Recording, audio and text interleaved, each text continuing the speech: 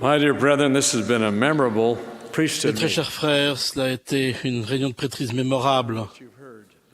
Notez bien ce que vous avez entendu ce soir. Cela vous aidera à honorer la prêtrise que vous détenez. Nous vous rappelons que l'émission du Chœur du Tabernacle aura lieu demain matin de 9h30 à 10h.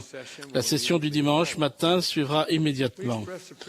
Nous remercions le Chœur de la prêtrise de l'Université Brigham Young de Idaho de la belle musique qu'il interprétait, ainsi que les frères qui nous ont adressé la parole ce soir. J'aurai maintenant le plaisir de vous adresser un discours. Ensuite, le chœur terminera la session en chantant « J'irai où tu veux ». Ensuite, Shirley de Christensen des 70 fera la prière de clôture. Mes frères bien-aimés de la prêtrise, vous êtes assemblés ici et partout dans le monde.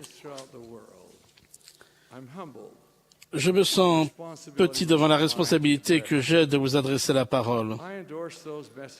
J'approuve les messages qui vous ont déjà été donnés et je vous exprime à chacun mon amour sincère ainsi que ma reconnaissance pour votre foi et votre dévouement. Frères, nos responsabilités de détenteurs de la prêtrise sont des plus grandes, comme l'expliquent les doctrines et alliances. Le pouvoir et l'autorité de la prêtrise supérieure ou prêtrise de Melchizedek est de détenir les clés de toutes les bénédictions de l'Église. Et plus loin, le pouvoir et l'autorité de la moindre prêtrise ou prêtrise d'Aaron est de détenir les clés du ministère d'ange et d'administrer les ordonnances extérieures, la lettre de l'Évangile, le baptême de repentir pour la rémission des péchés, conformément aux alliances et aux commandements. Quelle responsabilité! En 1958, Harold Bailey, qui a par la suite été le 11e président de l'Église, a dit que la prêtrise était les troupes du Seigneur contre les forces du mal. Fin de citation. Le président Taylor a déclaré que le pouvoir qui se manifeste par la prêtrise est tout simplement le pouvoir de Dieu. Ces déclarations inspirées de prophètes de Dieu nous aident à comprendre que chaque homme, chaque garçon qui détient la prêtrise de Dieu se doit d'être digne de ce grand honneur et de cette grande responsabilité. Chacun d'eux doit s'efforcer d'apprendre son devoir et de l'accomplir ensuite de son mieux. En le faisant, nous donnons notre Père céleste et à son Fils Jésus-Christ les moyens d'accomplir leur œuvre ici-bas. C'est nous qui sommes leurs représentants ici-bas.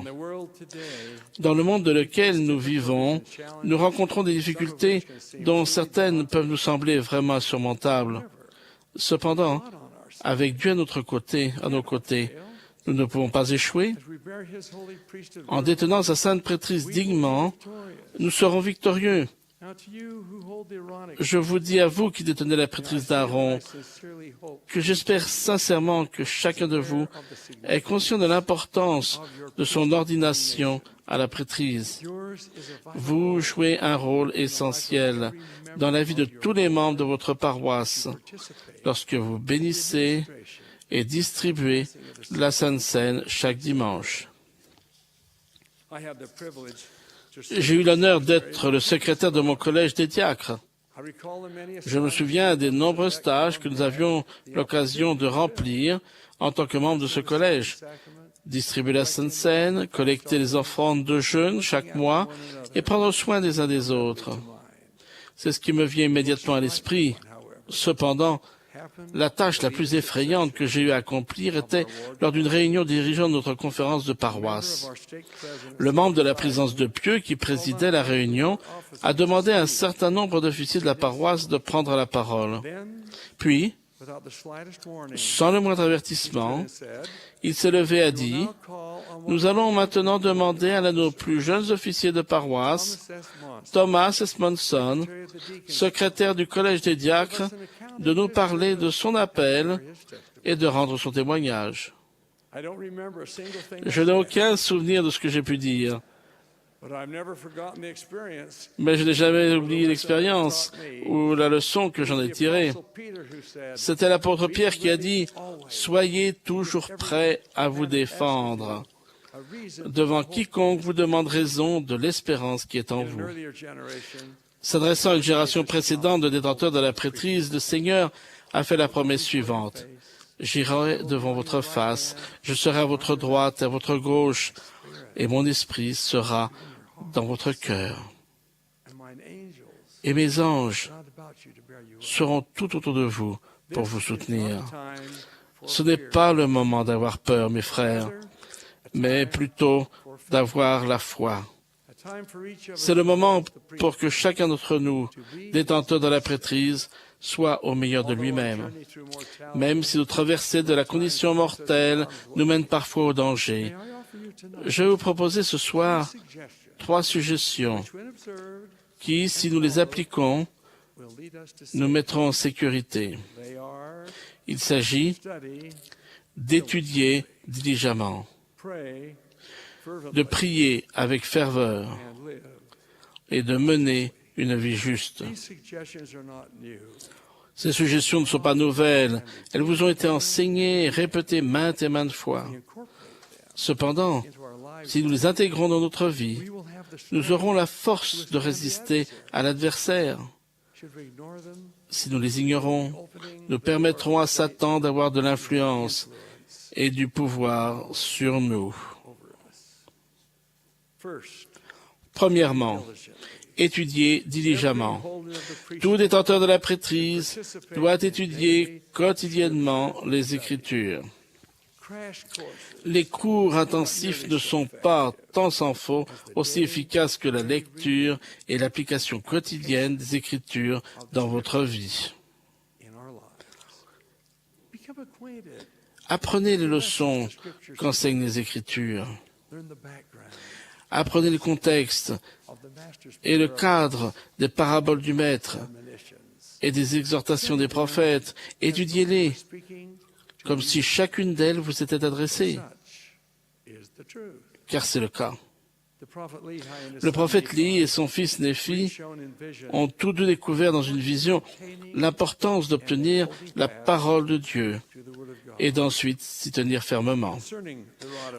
Au sujet de la barre de fer dont il avait eu la vision, Néphi a dit à ses frères incrédules, l'amant et les muelles, « Je leur dis que c'était la parole de Dieu et que quiconque prêtait l'oreille à la parole de Dieu et s'y tenait fermement ne périrait jamais, et que les tentations et les traits enflammés de l'adversaire ne pourraient pas non plus avoir le dessus sur lui au point de l'aveugler pour l'entraîner vers la destruction.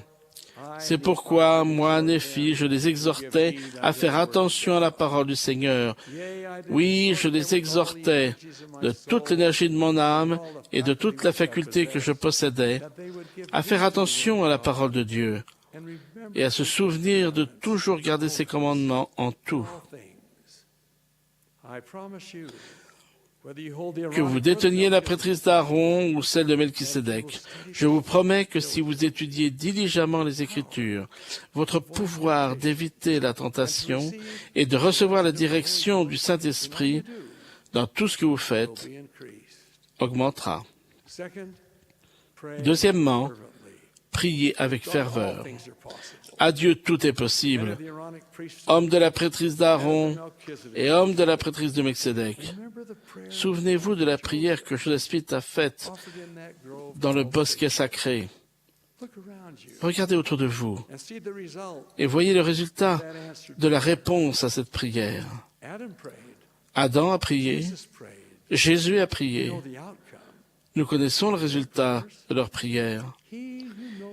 Il ne fait pas de doute que celui qui remarque un passereau qui tombe entend les supplications de notre cœur. Souvenez-vous de la promesse. Si quelqu'un d'entre vous manque de sagesse, qu'il la demande à Dieu, qui donne à tous simplement et sans reproche, et lui sera donné.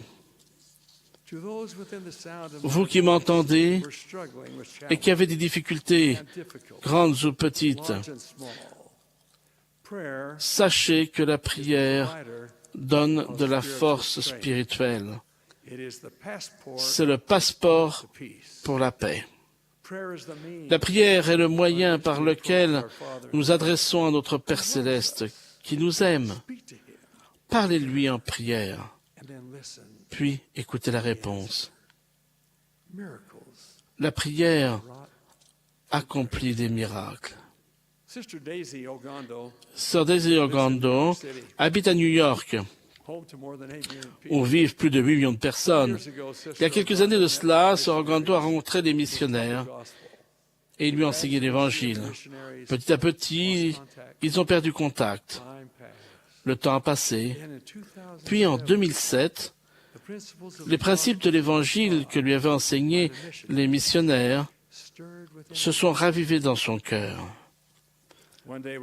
Un jour, alors qu'elle montait dans un taxi, Daisy a vu des missionnaires de loin, mais ils ont disparu de sa vue avant qu'elle ait pu les appeler. Elle a prié notre Père céleste avec ferveur et lui a promis que, s'il lui amenait encore une fois les missionnaires d'une manière ou d'une autre, elle leur ouvrirait la porte. Elle s'est retournée chez elle avec la foi que Dieu avait entendu sa prière et qu'il y répondrait. Entre-temps, 2 jeunes missionnaires qui avaient prié et travaillé sincèrement pour trouver des personnes à enseigner examinaient un jour les rapports d'enseignement des missionnaires qui avaient précédemment travaillé dans leur quartier. Ce faisant, ils tombèrent sur le nom de Daisy Ogando. Lorsqu'ils arrivèrent à son appartement, l'après-midi même où Sœur Ogando avait fait cette prière simple mais fervente, elle leur ouvrit la porte et leur dit les mots qui sont une douce musique aux oreilles de tous les missionnaires qui les ont déjà entendus. Entrez, je vous attendais. 2 prières ferventes ont ainsi été exaucées. Le contact a été rétabli, les leçons missionnaires ont été données et les dispositions ont été prises pour que Daisy et son fils Eddie soient baptisés. Souvenez-vous de prier avec ferveur. Ma dernière suggestion, mes frères, est mener une vie juste. Ésaïe, ce grand prophète de l'Ancien Testament, a confié cette responsabilité inspirante aux détenteurs de la prêtrise. Ne touchez rien d'impur. Purifiez-vous, vous qui portez les vases de l'Éternel. Les tenteurs de la prêtrise ne sont pas forcément éloquents. Ils ne possèdent pas forcément des diplômes supérieurs dans des domaines d'études compliqués. Ils peuvent très bien n'avoir que peu de moyens.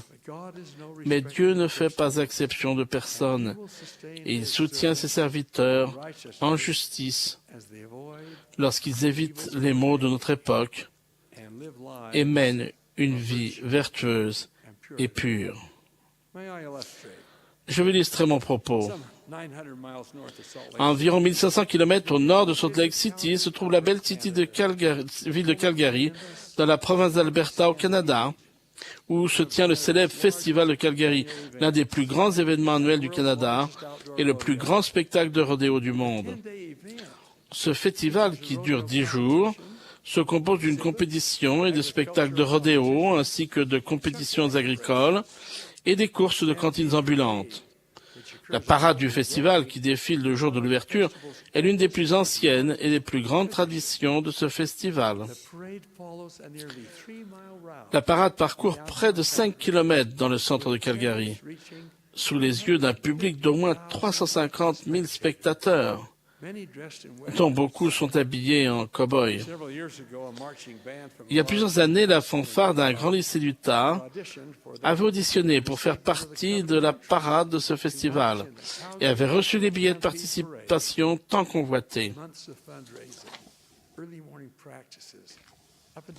Cette fanfare s'était lancée dans des mois de collecte de fonds, de répétitions matinales dans les rues et d'autres préparatifs pour pouvoir faire le voyage jusqu'à Calgary et participer à la parade, où une fanfare remporterait le premier prix.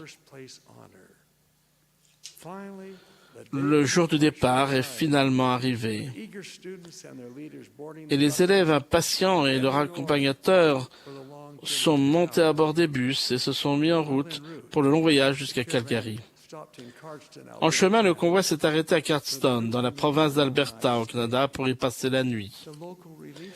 Les sœurs de la secours de Cardston leur ont préparé des sachets repas pour qu'ils puissent manger avant de repartir. Brad, l'un des membres de la fanfare, qui était prêtre dans la prêtrise d'Aaron, n'avait pas faim et avait décidé de garder son déjeuner pour plus tard. Il aimait s'asseoir à l'arrière du bus, en allant prendre sa place habituelle pour se préparer pour le reste du voyage jusqu'à Calgary. Il a lancé son sac repas sur l'étagère, derrière la dernière rangée de sièges. Le sac repas est resté près de la vitre arrière du bus, sous le soleil d'un après-midi de juillet. Malheureusement, le sac repas contenait un sandwich œuf salade. Pour ceux qui ne comprennent pas ce que cela veut dire, je dirais simplement que ce sandwich doit être placé au réfrigérateur. S'il n'est pas mis au réfrigérateur et qu'il est exposé à une forte chaleur telle que celle produite par le soleil tapant à travers la vitre d'un bus un jour ensoleillé, il devient l'incubateur efficace de plusieurs variétés de bactéries qui peuvent causer ce qu'on appelle communément une intoxication alimentaire. Quelque temps avant d'arriver à Calgary, Brad a eu faim. Se souvenant du sachet repas, il a englouti le sandwich œuf salade. Lorsque les bus sont arrivés à Calgary et ont roulé dans la ville, l'enthousiasme des membres de la fanfare a augmenté, sauf celui de Brad. Malheureusement, tout ce qui a augmenté en lui, c'était les maux d'estomac et les autres malaises qui vont de pair avec une intoxication alimentaire. Et vous savez ce que c'est. Lorsqu'ils sont arrivés à destination, les membres de la fanfare sont descendus du bus, mais pas Brad. Bien que sachant que ses camarades de la fanfare comptaient sur lui pour jouer du tambour dans la parade le lendemain, Brad, plié en deux douleurs, était trop malade pour quitter le bus. Providentiellement pour lui, deux de ses amis, Steve et Mike, qui venaient de recevoir leur diplôme du lycée et qui avaient récemment été ordonnés à l'office d'anciens dans la prêtrise de Melchizedek, se sont rendus compte que Brad manquait à l'appel et sont partis à sa recherche. Lorsqu'ils ont trouvé Brad à l'arrière du bus et ont compris ce qui s'était passé, ils se sont sentis impuissants. Ils se sont finalement rendus compte qu'ils étaient anciens et qu'ils avaient le pouvoir de la prêtrise de Melchizedek pour bénir les malades. En dépit de leur manque totale d'expérience dans les bénédictions de la prêtrise, les deux nouveaux anciens avaient foi dans le pouvoir qu'ils détenaient.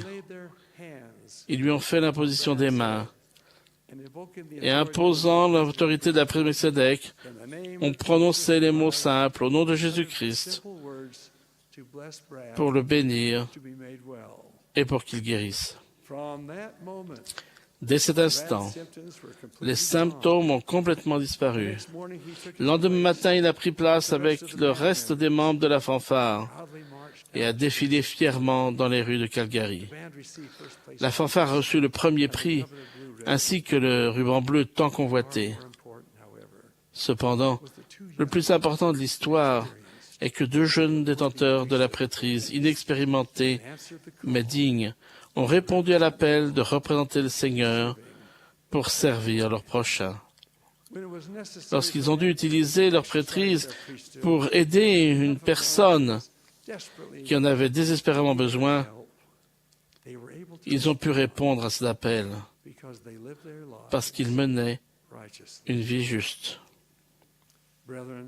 Frères, sommes-nous préparés pour notre voyage à travers la vie? Pensez-y. Le chemin peut être difficile par moments. Tracez votre route. Soyez prudents et décidez d'étudier diligemment, de prier avec ferveur et de mener une vie juste. Ne désespérons jamais, car l'œuvre dans laquelle nous sommes engagés est celle du Seigneur. Quelqu'un a dit, « Le Seigneur façonne le dos pour qu'il porte le fardeau dont il est chargé. » Nous pouvons avoir la force que nous recherchons avec ferveur pour faire face aux difficultés d'un monde complexe et changeant, quand avec de la force de caractère et un courage résolu, nous déclarons avec Josué, « Moi et ma maison, nous servirons l'Éternel. » Je témoigne de cette vérité divine au nom de Jésus-Christ. Amen.